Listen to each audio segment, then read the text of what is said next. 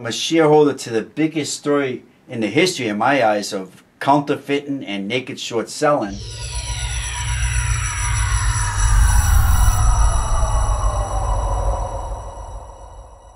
Welcome to the Twilight Zone. Welcome to CMK. Excellent.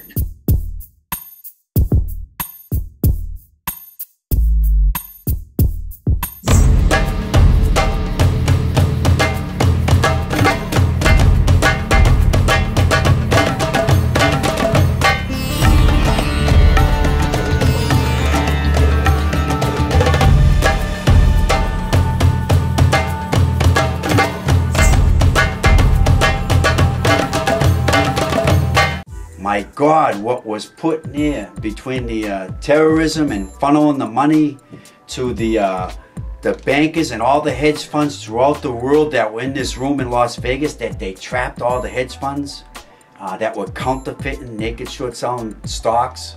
Now, have you heard of a $3.87 trillion lawsuit against the U.S. Securities and Exchange Commission Chairman, Mariel Shapiro, as well as several other current and former SEC commissioners? Probably not. It's presented as the largest fraud case in world history, and it's happening right here in the U.S.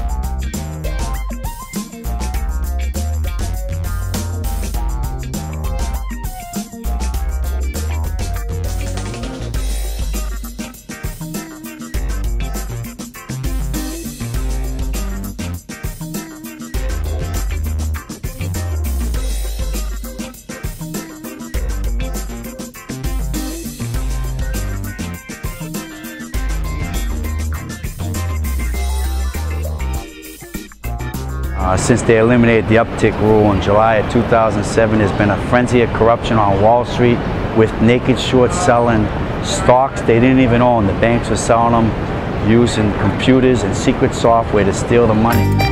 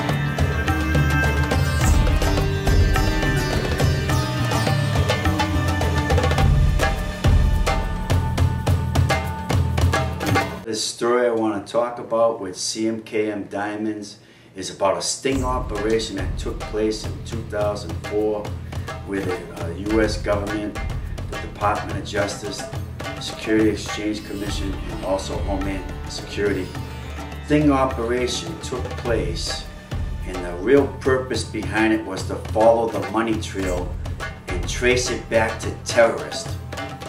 During this sting, they caught all the bankers and hedge funds, and the rumor has it that they had all these bankers and hedge funds managers throughout the world in this room in Las Vegas, and supposedly they're all videotaped, and they were all told they were busted for naked short selling stocks. And what is being presented in the lawsuit is allegations that a sting operation was essentially set up using this company, using characters that were known within CIA and FBI circles. Bob Mayhew, who was a lawyer with roots in the CIA and FBI, to use a sting operation to basically entrap criminal wrongdoers that were selling unregistered shares of stock to people who thought that they were actually buying real shares. One of the important parts of Al Hodges talking to the judge on August 2nd that I think is when he says, my understanding is that it went on for some number of months, but ultimately the SEC commissioners prevailed and convinced Mr. Mayhew and his associates that it had to be their decision because only they and the rest of the government could determine when this thing had fulfilled its function. How about the news media? A big part of the story is the manipulation and the news media collusion, and we're going to use this technology to get the truth told. We have a group of shareholders that have teamed together to put this story to every single paper in North America. Not one will run the story, really.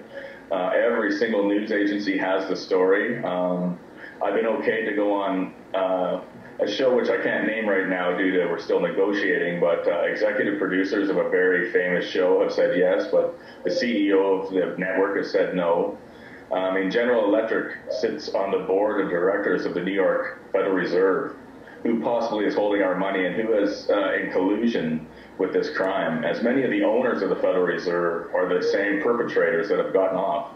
So you have General Electric owning CNBC, who knows all about this crime, who will not report it. So in fact, they're actually in collusion to hide this crime as well.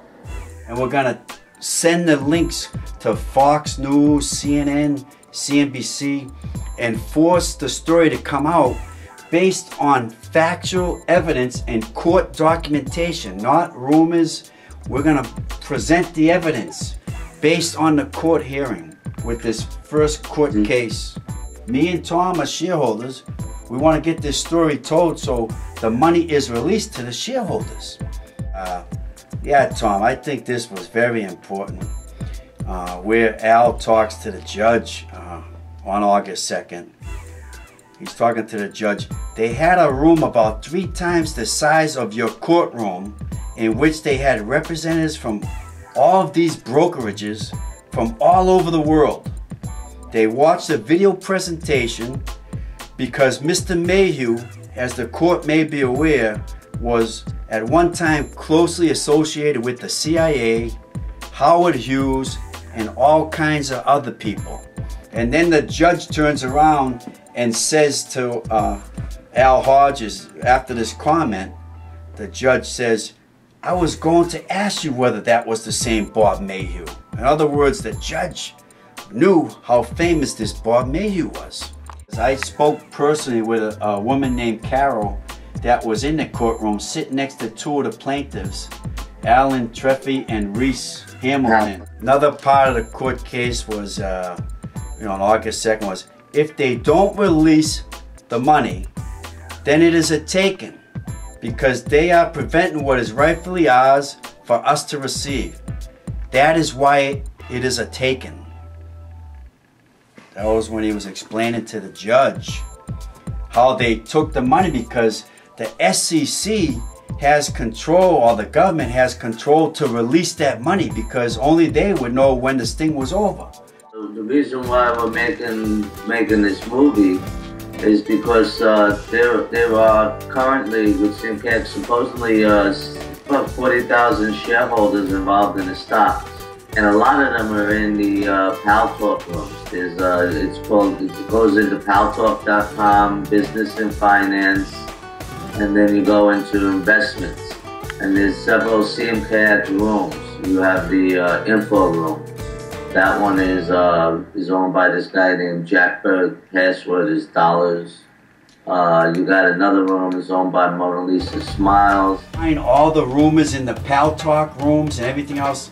Let's follow the court case. We now have a document dated July. We're going to use the technology of the future between Twitter and social networking and YouTube and the creation of this movie to help spread the word. Join us in the fight to seek the truth so that the shareholders of Cmkm do not get their money stolen from them from the SEC if that is in fact what they're trying to do.